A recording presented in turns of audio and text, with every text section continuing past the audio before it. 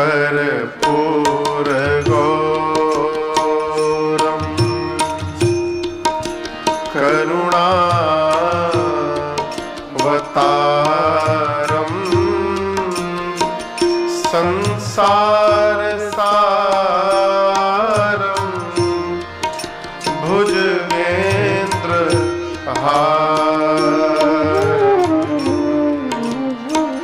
सदा वसन्तं हृदया रविन्दे भवं भवानी सहितं नमामि भवं भवानी। सीताराम राम राम। आज रात्रि में आप ब्रह्मचर्य का पालन करेंगे, फल आहार करेंगे, पय आहार करेंगे, आप भूमि शयन करेंगे। राम जी बोले जो आज्ञा गुरुदेव। क्यों गुरुजी?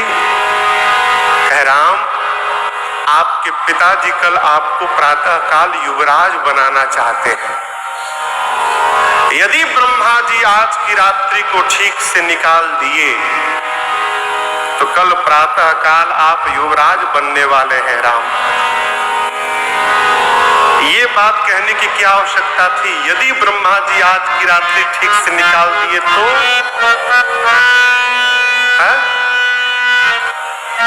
किसी व्यक्ति की खूब प्रशंसा करिए, धर्मात्मा है, ज्ञानी है, विद्वान है, लेकिन ये जो लेकिन लग गया ना, पीछे जितना कहा गया है सब समाप्त हो गया। गुरु जी ने कहा यदि ब्रह्मा जी आज की रात्रि को ठीक से निकाल देंगे तो कल प्रातः काल आप युवराज बनेंगे। इशारे इशारे में गुरु जी ने कह दिया बेटा आज की रात्रि ठीक से निकलने वाली नहीं है, आप अपनी यात्रा की तैयारी करिए। गुरु जी ने इशारा कर दिया। गुरु जी के जाने के बाद राम जी एकांत में जाकर सोचने लगे ये हमारे विमल वंश में अन्याय होने जा रहा है, ये अनुचित व्यवहार है। हम चारों भाइयों का जन्म एक साथ, हम चारों भाई खेले एक साथ, भोजन एक साथ, पढ़े एक साथ, एक एक संस्कार हमारे साथ में भय हैं। और जब बात सत्ता की आई तो छोटे भाइयों को छोड़कर बड़े भाई को राज सत्ता दिया जा रहा है, ये अनुचित व्यवहार हो रहा। राम जी ने देवताओं को प्रेरित किया, बैठे रहोगे, कल प्रातः काल युवराज बन गया, फिर हो गया तुम्हारा काम, कुछ करो कि मैं प्रातः काल निकलूं यहां से। राम जी ने देवताओं को प्रेरित किया। देवता, आप देखिए अयोध्या का श्रृंगार प्रारंभ भया है, लेकिन देवताओं को अयोध्या का श्रृंगार भा नहीं रहा है।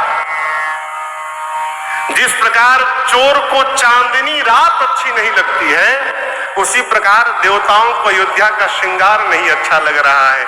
सारे देवता पहुंचे सरस्वती जी के पास, जाकर कहे मां आप तुरंत निकलिए, जाइए अयोध्या और ऐसा कुछ उत्पात करिए कि राम जी वन में चले जाए। सरस्वती मैया क्रोध में आ गई, बोली देवताओं से ऊंच निवास नीच कर तूती, देखी न जाए पराई विभूति। इतने श्रेष्ठ आसन पर बैठे हैं आप लोग, देवता हैं, और इतना नीच सोच आपका। सुख के अवसर में मुझसे कहते विघ्न उत्पन्न करो। देवताओं ने कहा मां ये हम नहीं कह रहे हैं, ये राम जी की इच्छा है मां। सरस्वती मैया सुनी कि प्रभु बन जाना चाहते हैं, मन मारकर सरस्वती जी अयोध्या आती है। रात्रि में लगी घूमने, कोई नहीं मिला। जब निराश होकर सरस्वती जी वापस जाने लगी तब तक एक पर दृष्टि पड़ गई उनकी। किस पर? नाम मंथरा मंदमती चेरी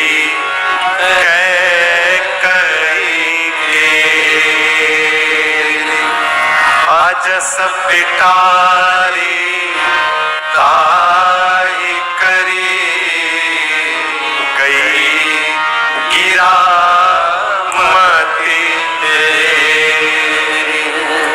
मंथरा दिखाई पड़ी और सरस्वती मैया समझ गई कि इसकी मति को पलटा जा सकता है। अपयश की गठरी बनाकर मंथरा को, उसकी मति को पलटकर और सरस्वती मैया चली गई। मंथरा सुनी कि सजावट राम कल युवराज बनने वाले हैं। ऐ मंथरा कांप गई, दौड़कर पहुंची है। कहां पहुंची? मां कैकेयी के भवन में जाकर बिना प्रणाम किए दूर कोने में खड़ी हो गई। कैकेयी मैया सोचने लगी, आज तक मंथरा आती थी तो नाचती हुई आती थी, आज मंथरा उदास है। मां बैठे बैठे पूछी, मंथरा क्या लक्ष्मण ने कुछ बोल दिया क्या तुमको? मंथरा इस पर भी मौन रही। जब मंथरा कुछ नहीं बोली तब मां मेरी कैकेयी डर गई और दौड़कर मंथरा के पास गई और जाकर बोली, मंथरा सभय रानी कह सिकिन। अरे चुप क्यों है, क्यों नहीं बोलती? कुशल राम महिपाल। मंथरा मेरा राम कुशल है ना, तू मौन क्यों हो गई है? महाराज कुशल है ना मंथरा, भरत शत्रुघ्न लक्ष्मण सब कुशल है ना, तू मौन क्यों धारण की है? आप दर्शन करिए, ये वही मां कैकेयी है जो थोड़ी देर बाद राम को वन भेजने वाली है। लेकिन जब कुशलता मेरी मां ने पूछा तो अपने सुहाग का नहीं पूछा, अपने बेटे भरत का नहीं पूछा, सबसे पहले मां कैकेयी ने कुशलता मेरे राघव सरकार का पूछा। राम कुशल है ना, महाराज कुशल है ना? मंथरा ने कहा, महारानी जी आज अयोध्या में राम को छोड़कर दूसरा कौन कुशल है? आप तो दिन भर अपने कमरे में सोती रहती हैं, महाराज को आप अपने बस में जानती हैं, लेकिन आपको पता नहीं आपके पीठ के पीछे क्या रचना बनाई जा रही है। कल प्रातः काल महाराज राम को युवराज बनाने वाले हैं, आपने महाराज का कपट देखा नहीं। अरे जैसे महाराज के लिए कपट शब्द का प्रयोग किया, मां कैकेयी ने खींच कर मारा एक चांटा मंथरा को। बोली, घर फोड़ी, तेरी जिह्वा काट दूंगी मैं। तेरी हिम्मत कैसे हुई मेरे सौभाग्य के बारे में लांछन लगाने का? मंथरा बैठकर रोने लगी। दासी है न वो, प्रिय दासी है। मां को दया आई। मां ने कहा, अरे पगली, तू कह रही है कि कल महाराज राम को युवराज बनाने वाले हैं। अगर तेरी बात सत्य है ना मंथरा, तो मैं कहती हूं कल का दिन ही कैकेयी के जीवन का सबसे सुंदर दिन होने वाला है। मेरा राम युवराज बनेगा है? अरे पगली, मैं तो ब्रह्मा जी से दिन रात एक ही प्रार्थना करती हूँ, ब्रह्मा जी अगली बार यदि मुझे जन्म देना ना तो एक कृपा करिएगा ब्रह्मा जी, आप राम को मेरी कोख से जन्म दीजिएगा। मैं चाहती हूँ कि राम मेरी कोख से जन्म ले, सीता मेरी बहू बने। इस जन्म में तो नहीं हो पाया, अगले जन्म में करिएगा ब्रह्मा जी। और मेरे इतने प्रिय राम के अभिषेक में और तू कहती है उदास होकर, क्या कारण है? क्यों कहा तुमने ऐसा? मंथरा कहती है कि दोबारा नहीं कहने जाऊंगी। एक बार बोलने गई तो आप मेरी जिह्वा काटने जा रही थी। अरे राम के स्थान पर भरत राजा बने चाहे राम राजा बने, मैं कोई दासी छोड़ के रानी थोड़ी बन जाऊंगी।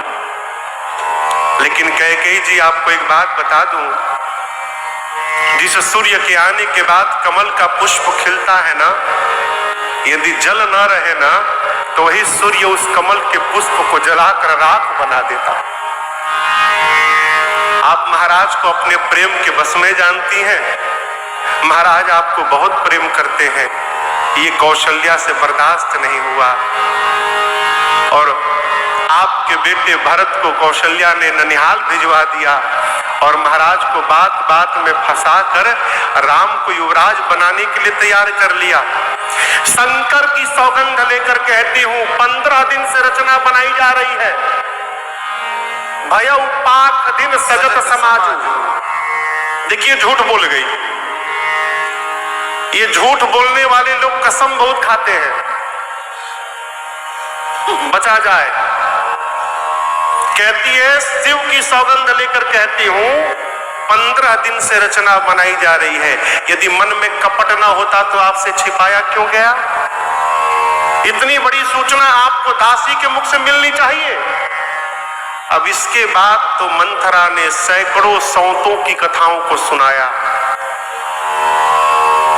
भावी बस कहिए, राम जी की इच्छा से कहिए, मेरी मां कैकेयी मंथरा की बात में आ गई।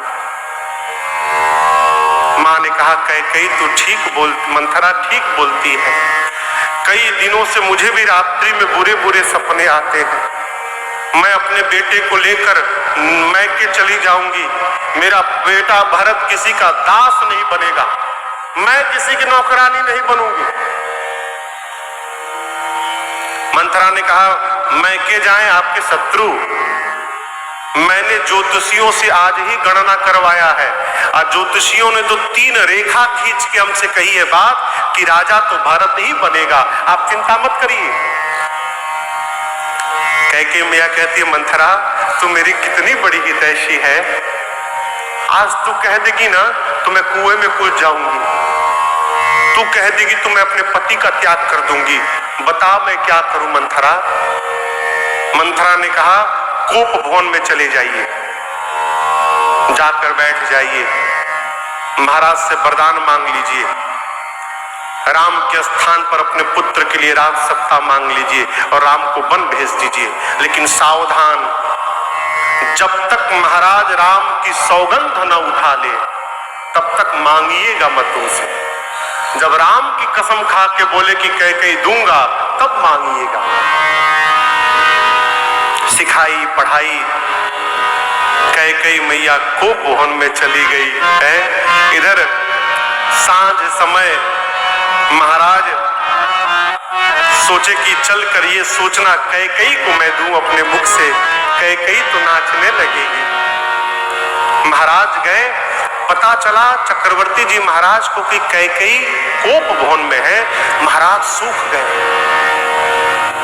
भय के मारे पांव आगे नहीं बढ़ रहे, कांपने लगा शरीर। क्यों? कैकेयी के इस रूठने से कहीं राम के अभिषेक में विघ्न न उत्पन्न हो जाए। महाराज भीतर गए, जाकर कैकेयी मैया को देखा, पूछने लगे क्या हो गया, किसने तुम्हारा अहित कर दिया, बताओ उसको समाप्त कर दूंगा मैं। किसने तुम्हारा मन दुखाया? मां मौन है। महाराज सोचे कि अगर मैं राम के अभिषेक की बात बता दूंगा तो कैकेयी प्रसन्न हो जाएगी।